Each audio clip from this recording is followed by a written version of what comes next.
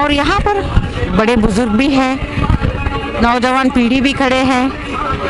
चलिए उनसे बात करते हैं, क्या है इस समय रात के इस ठंड में यहाँ पर क्या कर रहे हैं। और मौसम बहुत ठंडा है, बर्फानी हवा चल रही है। गुरप्रीत सिंह, जिला पीलीभीत, तहसील पूरनपुर से, राष्ट्रीय किसान मजदूर संगठन से।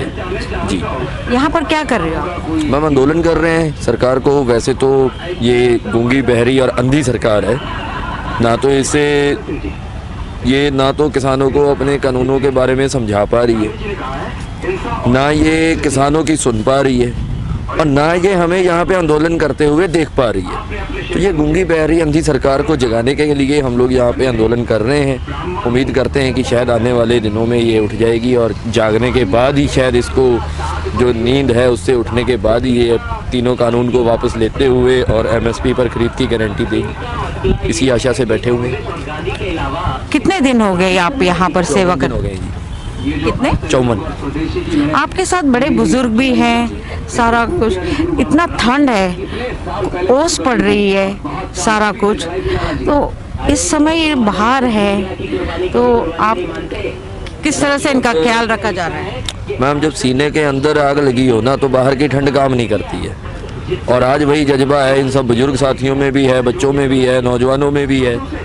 तो आज वही सीने में आग जल रही है कि हमें अपना हक लेना है। सो हक हमारा इसलिए है, हम कोई भीख नहीं मांग रहे, हम अपना हक मांग रहे हैं। और हक हमारा ये है, अगर कभी भी आप बताइए जो MSP रेट किसी भी चीज़ का अगर निर्धारित होता है, आज अगर डीजल की बात कर लो, हम खेती में डीजल का इस्तेमाल करते हैं, खाद का इस्तेमाल करते हैं, तो हम जब खरीदने जाते हैं तो वही पैसे दे के आते हैं जो निर्धारित मूल्य है, उससे 1 रुपये कम नहीं लेते हैं ये लोग। और तुरंत हम ज़्यादा देख कर आते।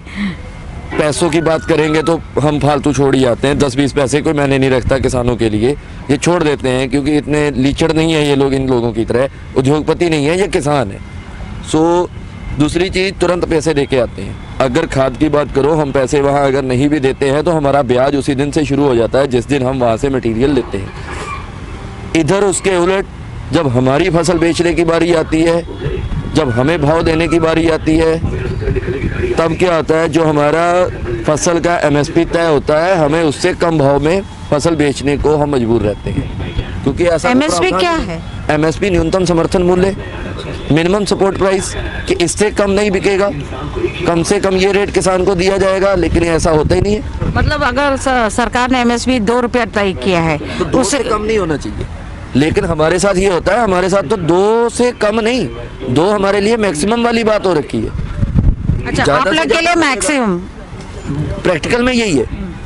अगर आप कागजी बात करोगे तो वो मिनिमम सपोर्ट प्राइस है, एक्चुअल में वो मैक्सिमम सपोर्ट प्राइस है, क्योंकि उससे ज़्यादा कभी नहीं मिलता है। तो और पेमेंट का भी वही हाल है। आज अगर आप धान की बात करो, पुरानी बातें छोड़ देते हैं, मौके की बात करो, तीनों कानून लागू रहे हैं 3.5 महीने के लिए, और 2-2, 2.5 महीने हो गए हमें धान, इनको सरकारों को भी बेचा है, प्राइवेट मिलों में भी दिया है, सब कुछ हुआ है, अभी तक पेमेंट नहीं मिला। यूपी के अंदर योगी की सरकार है, भाजपा सरकार है, केंद्र ने जो 3 कानून बनाए हैं, केंद्र में भाजपा सरकार है, लेकिन उसके बावजूद हमें पेमेंट नहीं मिला है। तो हम कैसे माने कि ये कानून हमारे फायदे के हैं? नुकसान जरूर हुआ है। पिछले साल हमारा धान बिका था शायद भाई 1600-1700 का रेट था, और इस बार हमें 800, 900, 1000, 1100 ये रेट में बेचना पड़ा। तो ये नुकसान इसी कानून की वजह से हुआ है। मतलब ये कानून आप किसानों के लिए फायदेमंद नहीं है, और आम जनता के लिए किस तरह? जनता के लिए तो इससे भी ज्यादा घातक है। किस तरह से? मैं एसेंशियल कमोडिटी एक्ट है जो, उसकी बात रखूंगा। मैं आपको बताऊं तो एक सेकंड में आपके साथ। एसेंशियल कमोडिटी एक्ट में इन्होंने संशोधन करके 18 फसलों को उस दायरे से बाहर कर दिया है, और जो फसलें उस दायरे में होती थी उन्हीं फसलों पे अंकुश था कि असीमित भंडारण नहीं हो सकता। उन्हीं फसलों का हमें अनाज के रूप में मिलती थी, वही फसलें थी जो हमें अनाज के रूप में राशन कोटा में मिलती थी।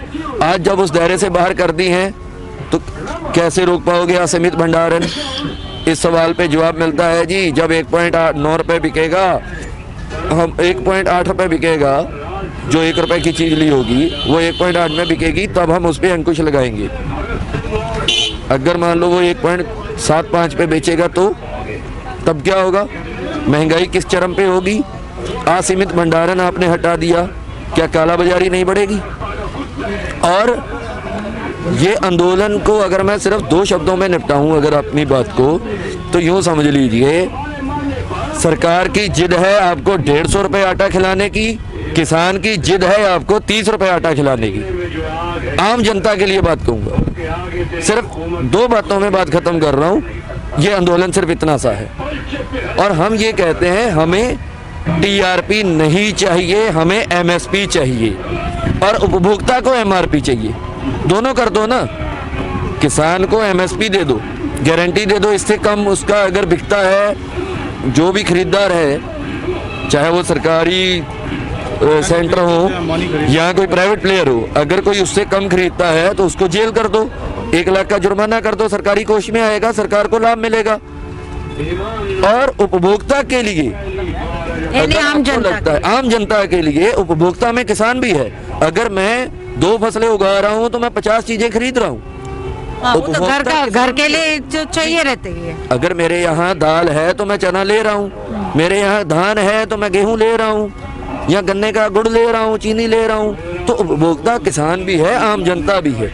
और किसान के पास तो फिर भी एक विकल्प है कि अगर बाजार में ज़्यादा भाव बढ़ जाएंगे तो किसान के पास विकल्प है, वो अपने खेत में उसी तरह से अलग अलग फसलें लगा लेगा, अपने खाने पीने का काम चला लेगा। लेकिन आम जनता के पास विकल्प नहीं है। तो हम चाहेंगे कि आप एक काम करो, दोनों को ही सिक्योर कर दो। किसान का उस रेट से कम ना खरीदा जाए, एमएसपी से कम रेट पे ना खरीदा जाए, और जो उपभोक्ता है उसके लिए एक एमआरपी तय कर दो ना कि इससे ज़्यादा रेट पे नहीं बेच पाओगे। दोनों सिक्योर हो जाएं।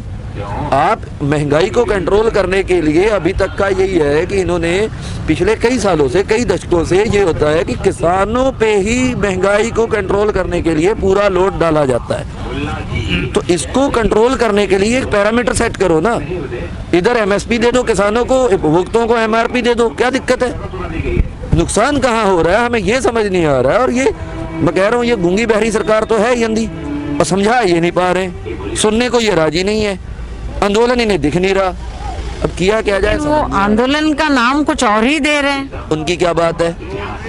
वो तो ऐसा है, ये तो यूं कह लीजिए कि कभी अगर गलती से भी, हम तो चाहेंगे आज रात को ही आ जाए, अगर कहीं इनको मोदी जी को सपना आ गया, अगर आज रात को ही मान लो इन्हें सपना आ गया ना कि हमारी सरकार गिर रही है, अगर हम ये कानून वापस नहीं लेते हैं, और लेकिन अगर वापस ले लेंगे तो वाहवाही मिल जाएगी।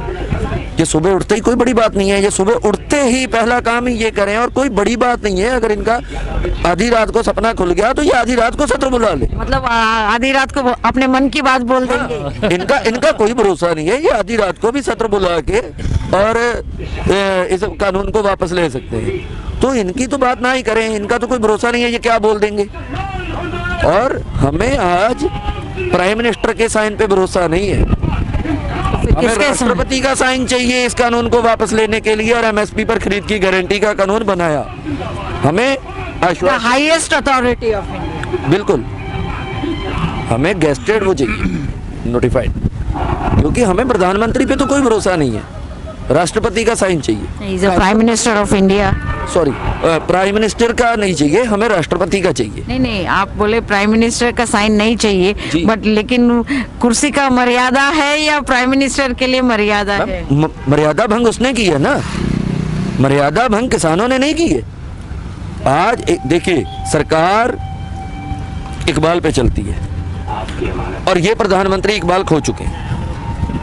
जो एक विश्वासघात इन्होंने लगातार देश की जनता के साथ भी किया है और देश के किसानों के साथ भी किया है, और लगातार करते आ रहे हैं। किसी भी बात को लेके देख लो, इन्होंने कहा हम कर्ज मुक्ति करेंगे, कर्ज माफी करेंगे, भाई हुई क्या आपकी? किसी की नहीं हुई, कभी नहीं हुई, सब सारी झूठी। इन्होंने कहा फसल बीमा योजना, बहुत ढंडोरा पीटा इन्होंने, और मार्केटिंग बहुत अच्छी है। मार्केटिंग पॉलिसी तो भाई किसी बिजनेसमैन को सीखनी हो तो इनसे सीखे। किनसे? मोदी जी से। देखिए, इन्होंने प्रधानमंत्री फसल बीमा योजना को प्रैक्टिकली तो कहीं नहीं दिख रही है, लेकिन बोर्ड्स में बहुत अच्छी दिखती है, मार्केटिंग बहुत अच्छी की उसकी। अकेले अकेले की जुबान पे है फसल बीमा योजना, प्रधानमंत्री फसल बीमा योजना, लेकिन वो बीमा जा कहाँ रहा है और कौन से किसान को मिला? मुझे लग रहा है कि शायद वो पृथ्वी के किसान नहीं थे, वो किसी अदर ग्रह के, मंगल ग्रह वगैरह पे हो सकते हैं जिनको ये फसल बीमा मिल रहा हो, क्योंकि भाई हमें तो मिल नहीं रहा, स्पष्ट सी बात। तो वो बीमा कहाँ जा रहा है? 2015 में ओलावृष्टि हुई, अगर ढूंढने लग जाए तो मेरे ख्याल से हमारे यहाँ पे भी 134 रुपए का चेक पड़ा होगा इनका, ये था इनका फसल बीमा योजना। आपके पास चेक है वो? ढूंढने लग जाऊं तो घर के कागजात में पड़ा मिलेगा, क्योंकि जो इनका चेक आया था वो इतनी भारी रकम का था कि मेरे पास कोई ऐसा अकाउंट नहीं था मैं जिसमें लगा देता। कितना पैसा था? 134 रुपए, बता तो रहा हूँ। 134 रुपया, आप देख सकते हो चेक।